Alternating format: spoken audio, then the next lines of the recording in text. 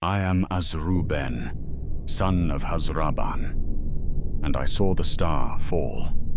That is what we called it afterward, those few of us who survived. The star that fell was not a star at all, but an island, the greatest kingdom of men that ever existed, blessed by the valor themselves and then destroyed by them when we reached too far, grasped too greedily, and broke faith with the powers that had made us great. I was there. I walked the streets of Armenelos when they were paved with silver and the towers reached toward heaven.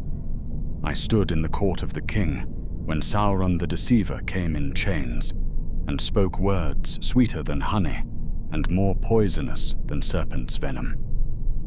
I was among the faithful who fled before the great wave came, and I watched from the deck of a ship as the land of my birth, the home of my fathers for 3,000 years, sank beneath the waves and was lost forever. I am old now, older than any man has right to be in these diminished days. I helped build Gondor from refugee camps and bitter memories. I saw Minas Ithil and Minas Anor rise from nothing, saw the white tree planted in the court of the king, saw a new realm born from the ashes of the old. But Gondor, for all its beauty, is a pale shadow of what Númenor was. You cannot imagine it unless you saw it. No words can capture the glory we had, the heights we reached, the depths we fell. But I will try, because someone must remember. Someone must bear witness to what pride and fear can do, even to the greatest of peoples. Someone must tell the tale so that perhaps, just perhaps, the mistake is never made again. Though I doubt it. Men do not learn from history. We are doomed to repeat it, generation after generation, each time convinced that this time will be different. This time we will not fall. But we always do. The only question is how far. Let me tell you about Númenor, the land that drowned beneath the weight of its own ambition. I was born in Andunia, the western port city where the faithful gathered, where we kept alive the old ways and looked with longing toward the undying lands we could never reach. My father was a shipwright, as his father had been before him, and his father before that, stretching back through the generations to the first days when Elros half-elven became our king and led our people to the star-shaped island that would be our home. Númenor, in my youth, was paradise. I do not use that word lightly. It was a land blessed beyond all mortal realms, given to us by the Valar as a reward for our father's service in the war against Morgoth. The island was shaped like a five-pointed star, each arm a region of different character and beauty. Mountains rose in the center, crowned by the sacred peak of Meneltarma, where no weapon could be drawn, and the only temple to Eru Ilúvatar stood open to the sky. The climate was perfect, neither too hot nor too cold, with gentle rains that fell at night and sunny days that stretched long and golden. Our crops grew abundant, our flocks thrived. Disease was rare and easily cured, and we ourselves, the Númenorians, were blessed with lifespans that made us seem almost elvish to the lesser men of Middle-earth. 300 years or more a man might live, growing old only in his final decades, keeping his strength and vigor long past what men now consider ancient. We were tall, taller than any race of men before or since. We were strong and fair, skilled in all crafts, wise in lore both ancient and new. We built ships that could sail any sea, cities that gleamed like jewels, roads and aqueducts and monuments that would have made the elves themselves pause in admiration. And for 2,000 years, we were faithful. We remembered that our gifts came from the Valar, that our long lives and blessed land were not our own doing, but grace bestowed. We sailed to Middle-earth not as conquerors, but as teachers and friends, bringing learning and skill to the lesser men, fighting against the servants of Morgoth and later Sauron, upholding the light in a world where darkness always threatened. Those were the golden years, when the world was younger and we walked in the favor of the powers. But even in my youth, in those last bright days before the shadow fell, I could sense the change beginning. A restlessness, a dissatisfaction, a hunger for something more than what we had been given. It started in the eastern cities, in Romena, and in the court at Armenelos, where the king's men gathered, where old resentments festered and grew. The ban, they called it, the one restriction placed upon us by the Valar, the single thing denied to us in all our blessedness. We could not sail west.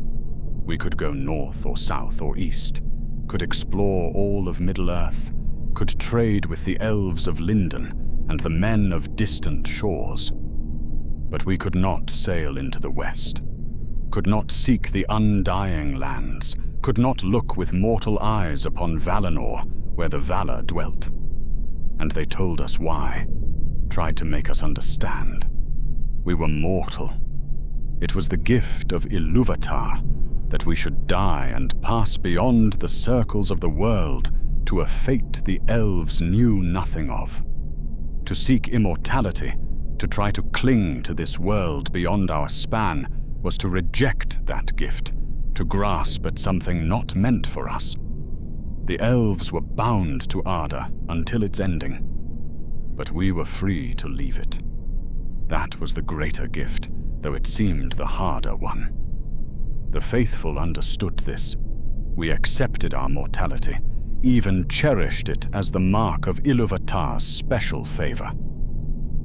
But the king's men grew bitter. Why should we die when the elves lived forever?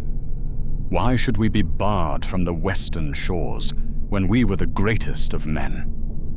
Why should we accept limits when we had the power to surpass them? These questions were asked in whispers at first, in corners and shadows where the faithful did not go. But the whispers grew louder, year by year, generation by generation, until they became shouts that could not be ignored. Was 30 when Tar Palantir died, and his nephew took the throne. Ar-Pharazôn, he called himself, taking a name in the Adunaic tongue rather than the Elvish Quenya, a deliberate slight to the old ways. The Golden, he styled himself, though there was more of brass than gold in him. He was tall and strong and proud, a mighty warrior who had won fame fighting in Middle-earth, and the people loved him for his strength and the promise he made, that Númenor would bow to none, not even the Valar themselves. His first act was to forcibly marry the rightful heir, Tar-Miriel, his own cousin, taking the throne that should have been hers. His second was to declare that the old faith was foolishness, that the Valar had abandoned us, that we should look to our own strength and not waste reverence on powers who cared nothing for our desires. The king's men cheered, the faithful wept, and I, young and foolish, thought perhaps it would not be so bad. Perhaps the storm would pass. Perhaps reason would prevail. I was wrong. The persecution began slowly, so slowly you could almost convince yourself it wasn't happening. A law here, a restriction there. The faithful were forbidden from teaching Quenya in the schools. Ships sailing to Lindon to trade with the elves were taxed heavily. The white tree of the palace, descended from Nimloth, which came from Telperion of Valinor, was neglected, its court closed to pilgrims. Then came harder measures. Those who spoke openly of the old ways were stripped of office, their lands confiscated. Families who refused to renounce the Valar found their businesses boycotted, their children barred from guilds and schools. In Armenelos, a man was executed for scaling Meneltarma to pray in the old manor, accused of treason for defying the king's decree. My father spoke against it once, in the shipyards where he worked. A foreman overheard and reported him. Within a week, we lost our contract with the Royal Fleet. Within a month, we were destitute, our home seized, our family name marked. We fled west to Romena, where the faithful still held some influence, living in a single room above a warehouse, my father taking whatever work he could find. I hated Ar-Pharazôn then, hated him with a fury that burned in my chest and kept me awake at night. But I did not yet understand that worse was coming. I thought the persecution of the faithful was the bottom, the worst we would face. Then Sauron came to Númenor, and I learned what true corruption looked like. Part 1. The corruption begins. Word reached us that the king had sailed east with a great fleet, the largest army Númenor had ever assembled, to challenge Sauron himself. The Dark Lord had been styling himself King of Men, demanding tribute from the realms of Middle-earth that had once looked to Númenor for protection. Ar-Pharazôn would not tolerate a rival, would not allow any to question Númenor's supremacy. He would go to Middle-earth and bring Sauron to heel. Teach him the price of defying the Golden King. We heard reports of the landing, of the army disembarking on the shores near Umbar, of their march inland. The numbers were staggering. The king had taken every able warrior, stripped the island's defenses to make a show of force that would cow the Dark Lord into submission. Then, weeks later, word came of victory. Sauron had seen the might of Númenor arrayed against him, and had surrendered without a blow being struck. He had come forth from Barad-dûr in chains, pleading for mercy, acknowledging Ar-Pharazôn as his lord and master. The king was returning in triumph, bringing the defeated Dark Lord as a prisoner and trophy. The faithful heard this news with dread, not celebration. My father's face went pale when the messenger proclaimed it in the streets. "He will bring ruin," my father whispered. "Sauron does not surrender. This is a trap, a deception. The king has brought doom to our shores in chains of gold." But the king's men celebrated, dancing in the streets, proclaiming Ar-Pharazôn the greatest king who had ever lived, the man who had defeated Sauron the Terrible without even unsheathing his sword. I was on the docks when the king's ship arrived. Half the city had turned out to witness the triumphant return, and I was swept along in the crowd despite myself. The ship was magnificent, its sails like white clouds, its hull coved and gilded, flying banners of gold and azure. The king stood at the prow, magnificent in armor that caught the sun and blazed like fire. And behind him, in chains of silver, walked Sauron. He did not look like I expected. The tales spoke of a dark lord, a figure of terror and shadow. But the being who descended from the ship was fair to look upon, tall and noble of bearing, his face sorrowful but not cruel, his manner humble. He wore simple robes of grey, the chains loose about his wrists, and he walked with dignity despite his captivity. When he reached the dock, he knelt before Ar-Pharazôn, bowing his head in submission. The crowd roared its approval. The king smiled, that brilliant, terrible smile. and bade Sauron rise. "You are my prisoner," Ar-Pharazôn declared, his voice carrying across the harbor. "But I am not without mercy. Serve me faithfully, counsel me truly, and you shall have honor in my court. Betray me, and you shall know such torments as even the Dark Lord has never imagined." "I will serve faithfully, great king," Sauron replied, his voice smooth as silk and sweet as summer wine. "I have learned the folly of defiance. Henceforth I shall be your most loyal counselor, if you will have me." The crowd cheered again, but I felt cold despite the warm sun. Something was wrong. Everything about this was wrong. My father had been right. This was no defeat. This was Sauron's victory, though none but the faithful could see it. Over the following weeks, I watched the change take hold. Sauron was given apartments in the palace, treated more as honored guest than prisoner. The chains were removed. He was seen walking the gardens, attending councils, speaking with the king's advisors. And wherever he went, whatever he said, people listened and agreed and found his counsel wise. He did not argue against the king's policies.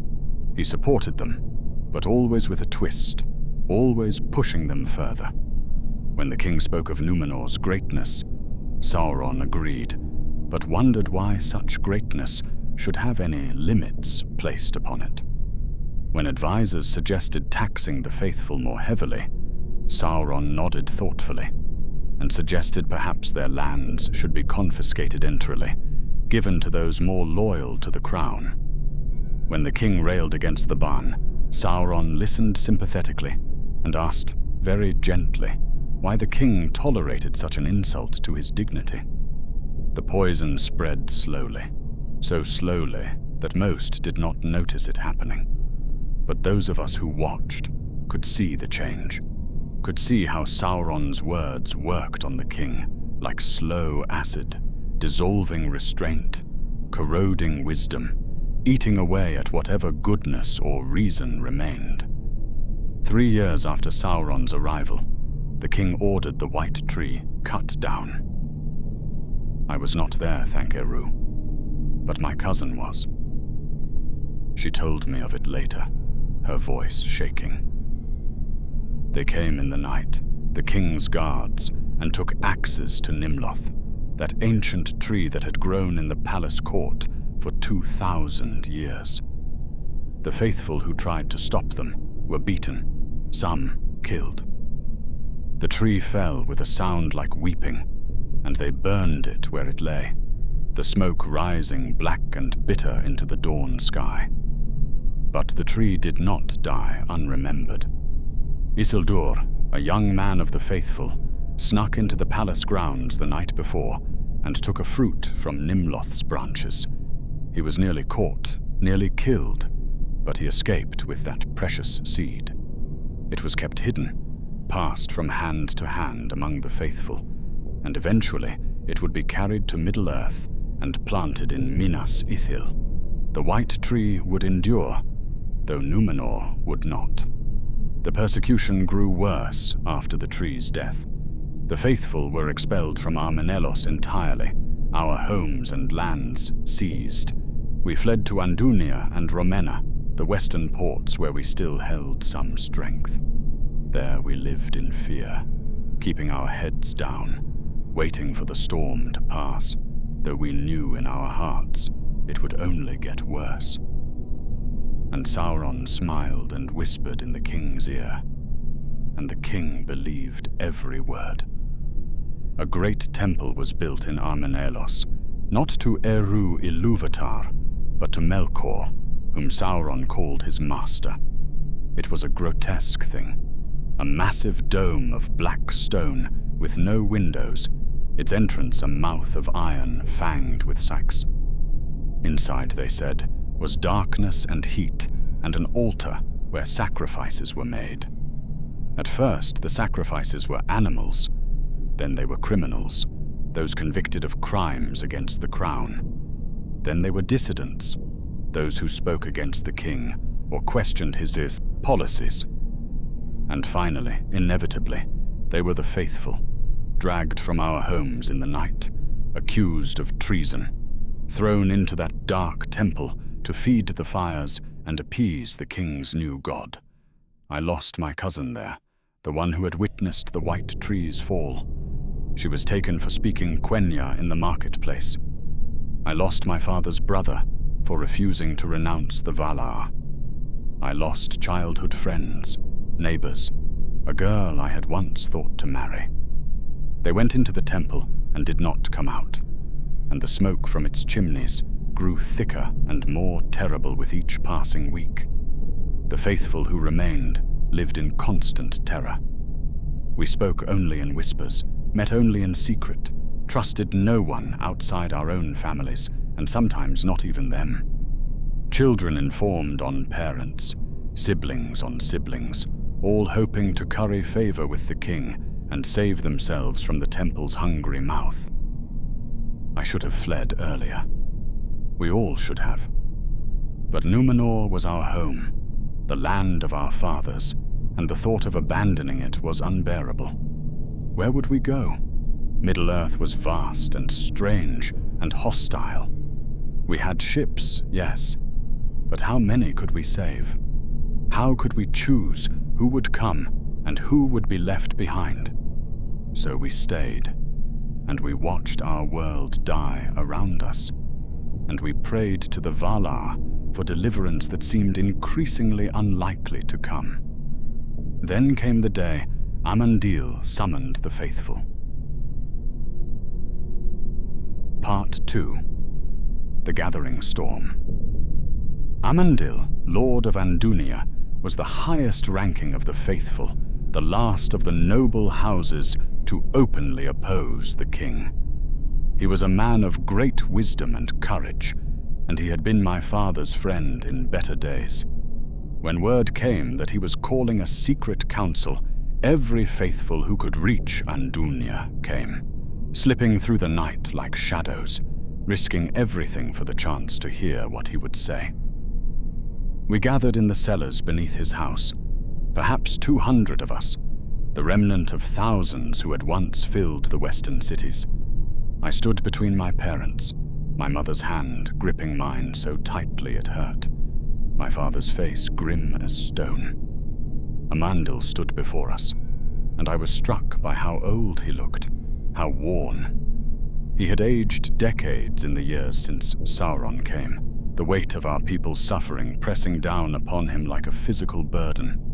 "My friends," he said quietly, and his voice carried in the hushed space, "I will not lie to you with false hope. Númenor is doomed. The king plans an abomination beyond all previous evils, and when he attempts it, the Valar will no longer withhold their hand. The island will be destroyed, and all who remain upon it will perish." Gasps and cries rose from the assembled faithful, though I think most of us had already known it in our hearts. "What does he plan?" someone called out. "What could be worse than what has already been done?" Armenelos' face twisted with grief. "He plans to sail to Valinor itself, to make war upon the Valar, to seize the whole, undying lands, and take immortality by force." The silence that followed was absolute. It was insane. It was impossible. It was blasphemy beyond measure. The Valar were powers beyond our comprehension, beings who had shaped the world itself. For mortal men to make war upon them was like ants declaring war upon the sun. We would be crushed like insects, and rightly so. "Sauron has convinced him," Armenelos continued, his voice heavy with sorrow. "He has whispered that the Valar fear Númenor's strength, that they keep the gift of immortality for themselves out of selfishness, that if we sail west with sufficient force, we can take what they deny us. The king believes him. He is gathering the greatest fleet ever assembled and when it is ready, he will sail." "Then we must stop him," someone cried. "We must make him see reason." "There is no reason left in our Pharazôn," Amandil said. "Sauron has poisoned him beyond all hope of cure. The king is mad with pride and fear of death, and he will bring our entire people to ruin, to escape what cannot be escaped." "Then what do we do?" my father asked, his voice cracking. "Do we die with our homeland, or do we flee and live as exiles?"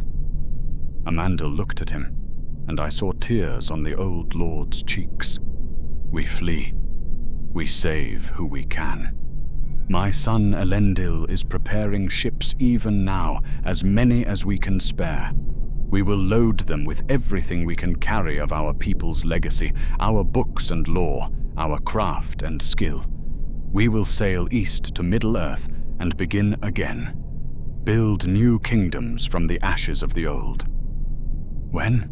I asked, surprising myself by speaking aloud.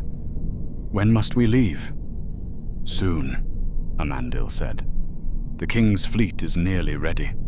Perhaps weeks, perhaps days. You must gather your families. Take only what you can carry, and come to the harbor at Romena. Elendil will have ships waiting. Not all can come, there is not room, but we will save who we can." "And you?" my mother asked. "Will you come with us, my lord?" Amandil shook his head slowly. "I will take a ship west, alone, to plead with the Valar for mercy. I do not expect to succeed. I do not even expect to reach the Undying Lands alive. But I must try. Someone must beg for clemency on behalf of those who are still faithful, still true. Perhaps the Valar will spare at least those who flee." He straightened, drawing himself up to his full height. "Go now. Gather what you must. Say your farewells to this land, for you will never see it again. And may the Valar protect you in the dark days ahead." We dispersed into the night, each to our own homes, to pack what could be packed and mourn what must be left behind. My parents and I walked in silence, the weight of what was coming crushing any words we might have spoken. At home, my mother moved through the rooms like a ghost, touching things, her fingers trailing across furniture her grandmother had carved, walls her father had painted, a tapestry she had woven as a girl. What could we take? What could we bear to leave? In the end, we took almost nothing. My father's tools, some of them, the ones small enough to carry. My mother's jewel box, holding her wedding ring and a few precious stones. Books, precious books, works of lore and history that might otherwise be lost. Changes of clothing, food for the journey. Everything else, all the accumulation of generations, all the treasures and comforts of home, we had to abandon. I walked through Andunia in those final days, trying to memorize it, knowing I would never see it again. The streets I had played in as a child, the harbor where my father had taught me to judge the seaworthiness of a vessel, the market where I had bought fruit on summer mornings. All of it would soon be gone, swallowed by the sea, as if it had never been. The king's fleet was visible now, anchored in Romena's great harbor. Hundreds of ships, thousands, more vessels than I had thought existed in all the world. They crowded the bay until there was barely room for another boat, their masts like a forest, their sails furled and waiting for the order to deploy. The army that would sail on them was gathering too, every able warrior in Númenor, dressed in their finest armor, bearing weapons of such craft that the elves themselves would have praised them. They were magnificent and terrible, proud and doomed, and I wept for them even as I feared them. Then on a grey morning when the sky pressed low and heavy, the order came. The king would sail at dawn. The assault on Valinor would begin, and we, the faithful remnant, gathered our belongings and fled to the harbor. 9 ships Elendil had prepared. 9 vessels to carry the remnant of the faithful away from doom. It was not enough, could never be enough, but it was all we had.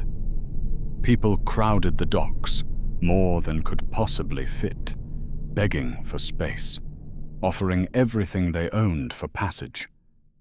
Elendil stood at the gangway of the lead ship, tall and commanding even in grief, making the terrible choices no man should have to make. You, yes. You, no. Children first. The elderly who can work. Craftsmen whose skills will be needed. The learned who carry knowledge in their heads. No, I'm sorry. No, there's no room. Please, I'm sorry. No. My family was chosen. My father's skill as a shipwright buying us passage. We boarded with our meager bundles, found a place below decks in the crowded hold. Around us, other families did the same, faces numb with shock, eyes red from weeping. We were the lucky ones, the chosen ones, and our luck tasted of ash. As the sun set, we pulled away from the dock. Those left behind stood watching, some cursing us for abandoning them, others blessing us for carrying on what they could not.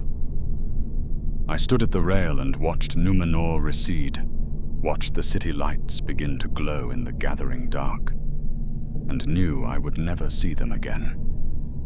The fleet of Ar-Pharazôn had already sailed west, thousands of vessels disappearing over the horizon, carrying the king and his army toward their doom.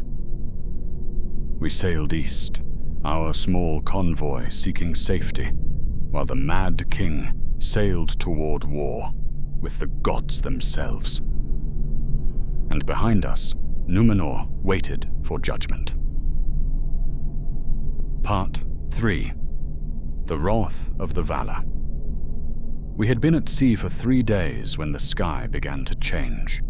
It started with the clouds, which had been grey and heavy since we left port. They began to move strangely, swirling and churning as if stirred by invisible hands. The sea grew rougher, waves rising higher than any natural storm should produce. Yet there was no wind, no rain, only that eerie churning of cloud and water. The sailors grew nervous. Elendil ordered the ships to stay close together to prepare for rough weather, though what approached was no weather any sailor had ever seen. On the 4th day, the western sky turned green. I had never seen such a color in nature, a sickly luminescence that spread across half the sky like an infection. The sea beneath it took on the same hue, glowing faintly, and things moved in its depths, vast shapes that rose and fell just below the surface, never quite breaking through. "The Valar are moving," my father whispered, his hands white-knuckled on the rail. "Eru, help us. The Valar are answering Ar-Pharazôn's challenge."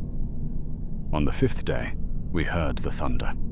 It came from the west, a sound so deep and vast it was felt more than heard, resonating in the chest and bones, making the very timbers of the ship groan in sympathy. It rolled across the water like the voice of the world itself, and it did not stop. On and on it went, rising and falling, but never ceasing, a roar that spoke of power beyond all mortal comprehension. Then the screaming began. At first I thought it was the wind, but there was no wind. Then I thought it was the ship, the wood protesting the unnatural seas. But it was neither of those things. It was the voices of men. Thousands upon thousands of voices, crying out in terror from somewhere far away, their screams carrying across impossible distance. It was Ar-Pharazôn's fleet, and they were dying. We could not see them, were too far away, sailing in the opposite direction. But somehow their voices reached us anyway, as if the Valar wanted us to hear, wanted us to understand what came of defying them. Men screamed for mercy as their ships were torn apart. They called to gods who would not answer, to a king who had led them to destruction. They begged for death to come quickly, and their begging went on and on. I pressed my hands to my ears, but the screaming came from inside my head as much as without. My mother wept. My father stood rigid, his face carved from stone, refusing to look away from the western sky, though tears ran down his cheeks. Then, on the 6th day, we saw it. The wave. It rose in the west, visible even from our distance, a wall of water so tall it blocked out half the sky. It was not blue or green or grey, but a color that had no name, a luminescence that hurt to look at directly. At its crest rode shapes of light that might have been the Valar themselves, though my mortal eyes could not bear to look upon them clearly. The wave moved toward Númenor with the speed of thought, and we knew, all of us on all 9 ships, that behind that wave came the end of everything. "Turn!" Elendil commanded, his voice cutting through the terror. "Turn east! Full sail! We must outrun it!" The ships came about, sails snapping as they caught what little wind there was, oars biting the water. We fled before the wave, every man and woman aboard, straining at the oars or the lines, children huddling below decks, their cries mixing with the roar that grew louder with every passing moment. I looked back once, only once, and saw Númenor for the last time. The island was burning. Every city, every town, every structure visible across that great distance was aflame, though whether the fire was natural or something else, I could not tell. The mountains themselves seemed to glow, as if the earth's core had been exposed. And then the wave struck, and Númenor disappeared beneath it, as if it had never been. The star-shaped island, the blessed realm, 3,000 years of history and culture and craft, millions of lives. All of it was gone in an instant, wiped away, as if Eru himself had reached down and erased a mistake. The wave kept coming. We sailed before it, like leaves before a hurricane, our ships toys on that immensity. It did not diminish, did not lose strength or speed. It simply came, relentless and unstoppable, devouring everything in its path. The sea itself seemed to rise to meet it, water pulling away from ahead of us, exposing the ocean floor, rocks and wrecks and things that had never seen light. "Faster!" Elendil roared. "Row, damn you, row, or we all die." But we could not outrun it.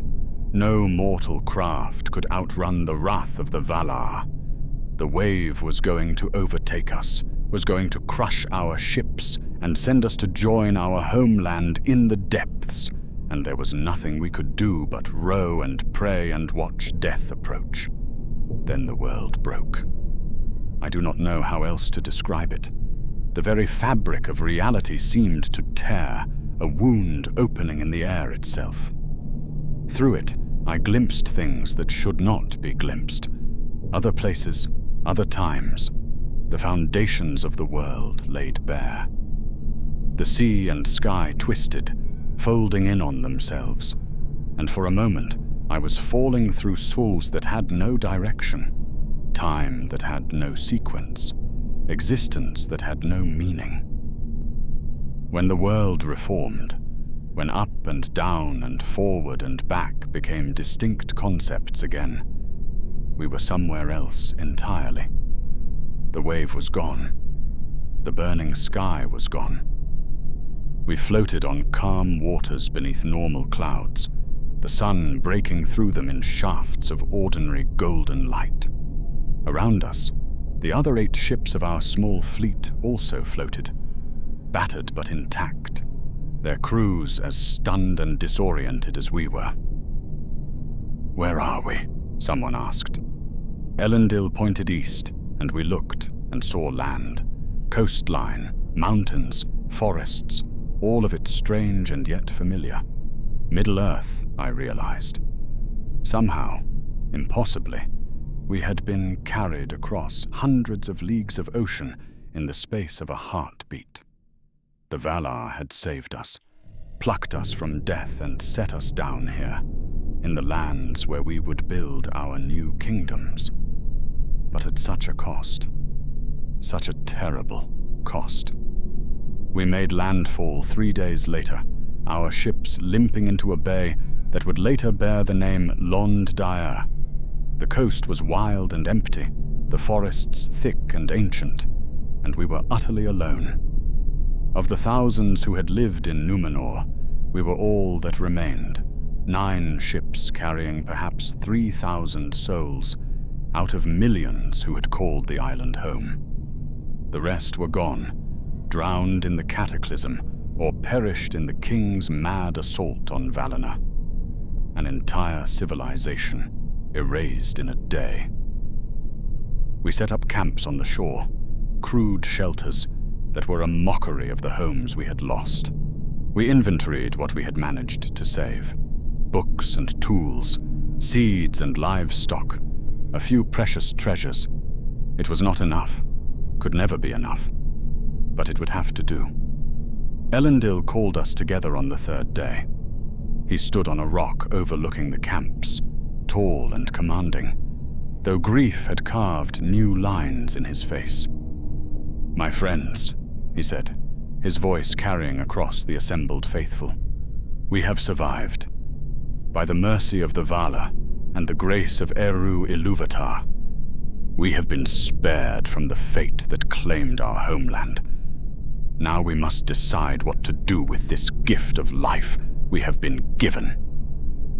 He paused, looking at us, and I saw the weight he carried, the burden of leadership in the darkest hour.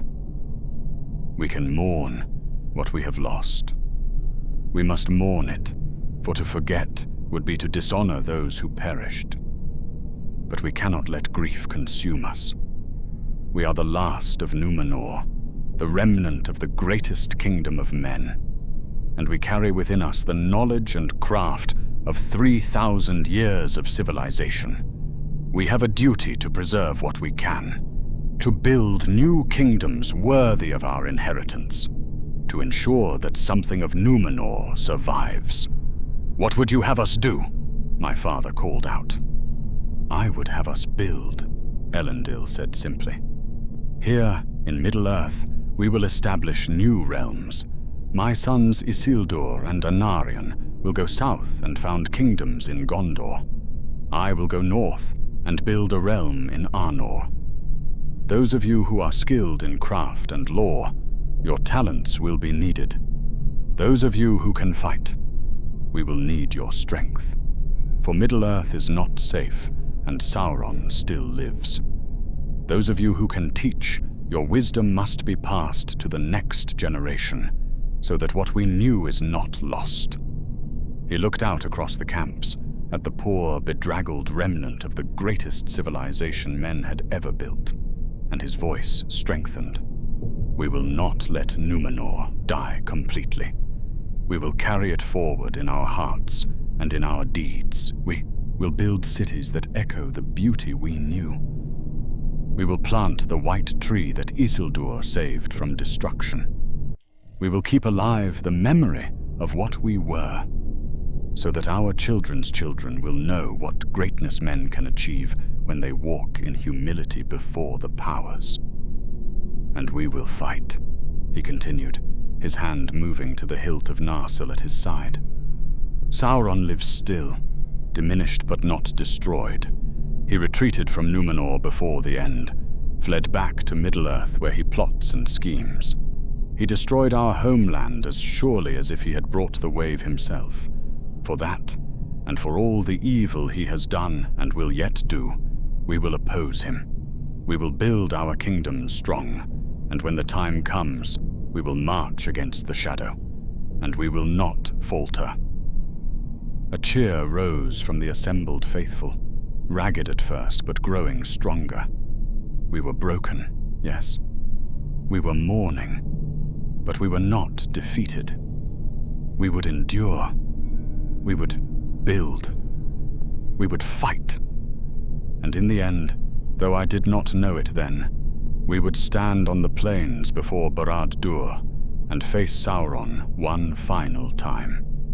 Elendil would fall, and his son Isildur would cut the ring from the Dark Lord's hand. The last alliance would fight the battle that Númenor's fall had made necessary. But that is a tale for another time. Part 4. The Long Memory. The years that followed were hard beyond telling. We were refugees in a strange land, forced to build everything from nothing, and Middle-earth was not welcoming.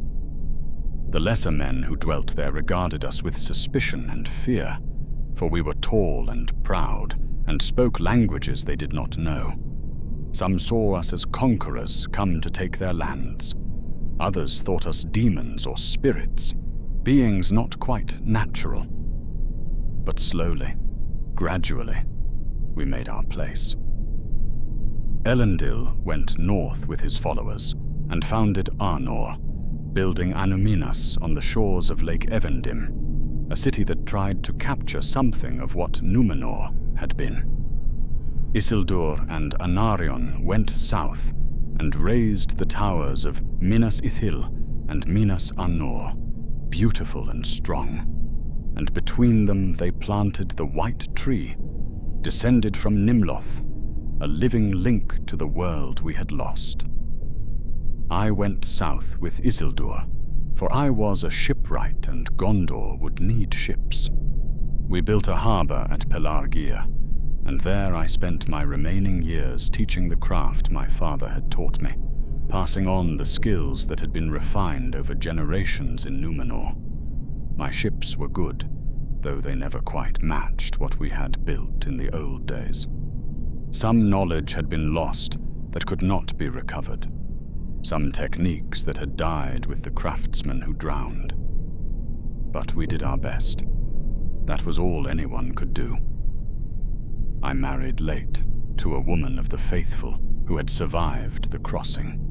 We had 3 children, and I taught them everything I could remember of Númenor, determined that they should know where they came from, what they had lost, what their ancestors had been.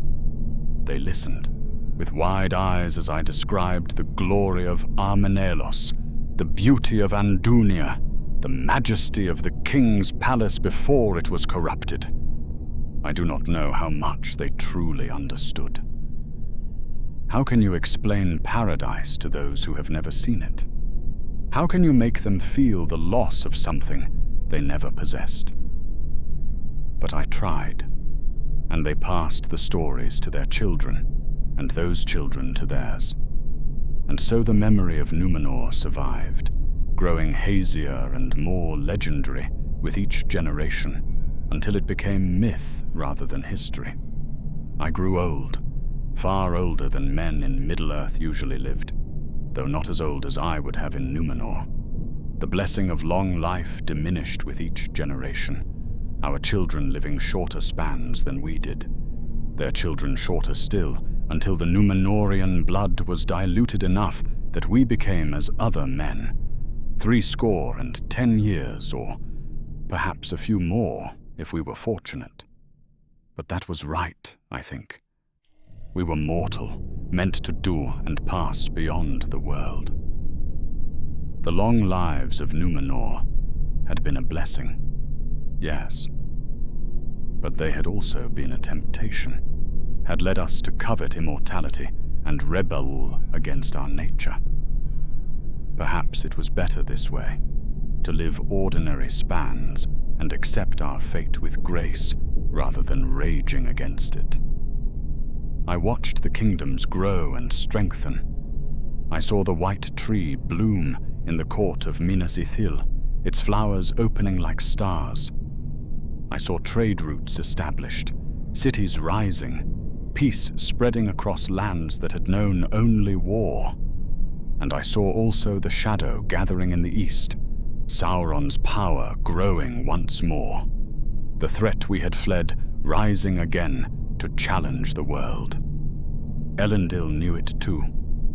I saw him once, years after the founding of the kingdoms, when he came south to confer with his sons. He had aged, though he was still strong, still tall and commanding. But there was a weight on him, a knowledge of what was coming. "We will have to fight him," he told me quietly, as we stood on the walls of Minas Ithil and looked east toward Mordor. "Sauron will not rest until he has dominion over all Middle-earth, and we, the last of Númenor, will have to stand against him. It is our duty and our doom." "We stood against him once," I said. "In a way. Our people's pride stood against the Valar themselves, and we paid the price." "Yes," Elendil said. "And now we have the chance to do it right. To stand against evil not from pride but from duty. To fight not to seize what is not ours, but to protect what is. Númenor fell because we forgot our place, forgot our mortality, forgot to walk humbly before the powers. We will not make that mistake again." "Will we win?" I asked. He smiled, but it was a sad smile. "I do not know. But we will fight, and that is all that can be asked of us." Years later, I watched Elendil ride north to join the great alliance of elves and men. I was too old by then to fight, my hands too stiff for anything but the simplest work, my legs unsteady. But I stood on the walls and watched the army march away, saw Isildur and Anarion ride at their father's side, banners flying, armor gleaming, and I prayed to Eru that they would return. Anarion did not return. He fell defending Osgiliath from Sauron's forces.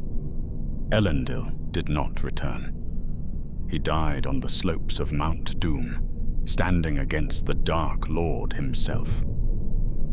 But Isildur came back, and with him came victory, or something close enough to it. Sauron had fallen, his armies scattered, his power broken. But I heard the other news too, the whispered rumors that spread through Gondor like a sickness. Isildur had taken the ring. He had cut it from Sauron's hand and claimed it for his own, refused to destroy it when the chance was given. The war was won, but the victory incomplete, and the shadow would return one day because of that choice. When I heard it, I wept. Not in anger, not in judgment, but in sorrow, because I understood. I had watched my own people fall to the temptation of power, had seen how it corrupted even the best of us. How could I blame Isildur for succumbing to the same weakness? How could any of us claim we would have done differently? The cycle continued, as cycles do. Pride and fall, temptation and corruption, the same patterns repeating across generations. We learned nothing from our mistakes, or if we learned, we did not remember long enough for the lessons to matter. Perhaps that is the greatest tragedy of Númenor, not that it fell, but that its fall taught us nothing. That we continued to make the same errors, to reach for what we should not grasp, to rebel against the limits placed upon us. And so we continued to suffer the consequences, to watch kingdoms rise and fall, to see glory turn to ash again and again. I am dying now.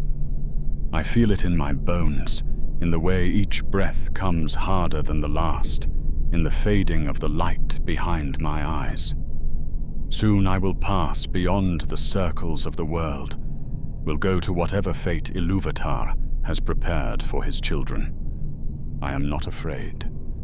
Death is our gift, even if we are slow to see it that way. It means we are free. Free from the endless cycle of the world, free to move on to something new. But before I go, I wanted to set down this account, to bear witness to what happened, to ensure that someone, somewhere, remembers Númenor not just as a legend, but as a real place, full of real people who made real mistakes and paid real prices. We were great once, the greatest kingdom of men that ever existed, blessed by the valor, gifted with knowledge and skill and time beyond what any mortal realm deserved. And we threw it all away because we could not accept our mortality, could not bear the thought that anything was beyond our reach. That is the lesson of Númenor, if there is any lesson to be learned, that the greatest gifts can become the greatest curses if we do not receive them with humility. That power, even power given for good purposes, will corrupt if we are not vigilant. That the moment we believe we have transcended our nature, the moment we think ourselves equal to the powers that shaped the world, that is the moment we begin our fall. I pray the kingdoms we built will remember this. I pray Gondor and Arnor will walk more humbly than Númenor did, will resist the temptations that destroyed us. But I am not hopeful.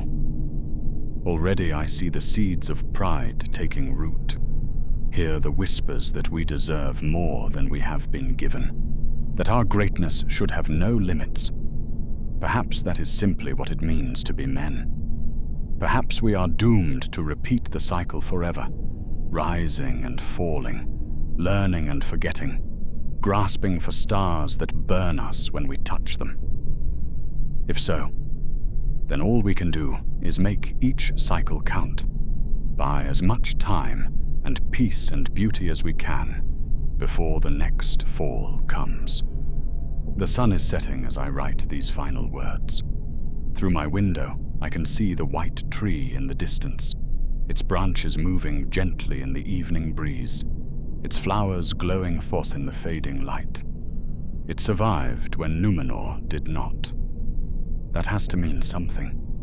Some part of what we were endures will continue to endure, a thread of light running through the darkness.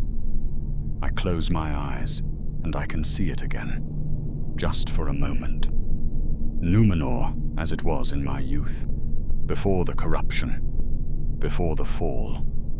The golden domes of Armenelos gleaming in the sun. The ships in the harbor, their sails like white wings. The markets full of laughter and song. My father's workshop, wood shavings curling from his plane, the smell of sawdust and sea air mixing in the warm afternoon. It was beautiful. It was home. And it is gone, swallowed by the sea, lost forever to the world. But I remember, and this account will remember after I am gone. And perhaps someday, when the last of Gondor's towers have fallen and the last of Arnor's kingdoms have crumbled to dust, someone will find these words and know what once existed, what was lost, what we paid for our pride. Remember Númenor. Remember what it was and why it fell. Remember that no matter how great you become, you are still mortal, still subject to the laws of Eru Ilúvatar, still bound by the limits he placed upon you.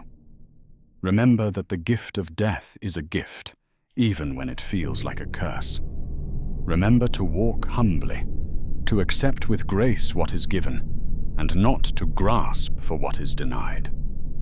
And if you remember nothing else, remember this: The star fell. The greatest kingdom of men that ever existed fell because we forgot who we were and what we owed to those who had made us great. Do not let that mistake be repeated.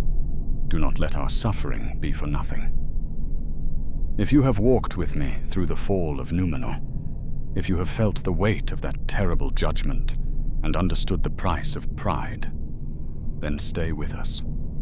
There are more stories waiting in the depths of Middle-earth's history, more voices calling from ages long past. The tale of the last alliance that followed our fall, the slow decline of the kingdoms we built, the long watch against the shadow that returned, all of these deserve to be told. Subscribe and return when the next tale is ready.